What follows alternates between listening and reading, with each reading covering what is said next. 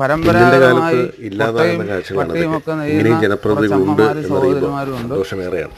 അപ്പോൾ അവരുടെ വാർത്തകളൊക്കെ കാരണം ഈ പ്രദേശത്ത് ഇത് ഇവിടെ മാത്രമേ ഉള്ളൂ. പരമ്പരാഗത രീതിയിൽ ഇവർ നല്ലപോലെ പാട്ടൊക്കെ പാടും. എല്ലാം പാവപ്പെട്ട സാധാരണക്കാരായ തൊഴിലാളികളാണ്, അമ്മമാരാണ്. ഇച്ചിരി പൈസ ഈ അമ്മയ്ക്ക് കൊടുക്കണം, കുറച്ച് പൈസ കേട്ടോ.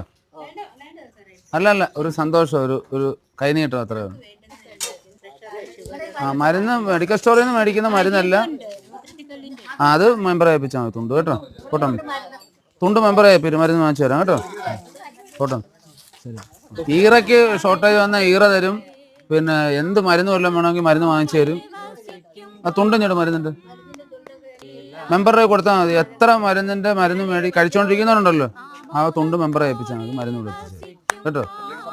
എല്ലാവർക്കും ഒരുപാട് സന്തോഷം തോന്നി. ഇതുവരെ ഞങ്ങൾക്ക് ഇങ്ങനെ ഒരു ഇത് കിട്ടി, ഞങ്ങളുടെ ഏറ്റവും വലിയൊരു ഗിഫ്റ്റ്.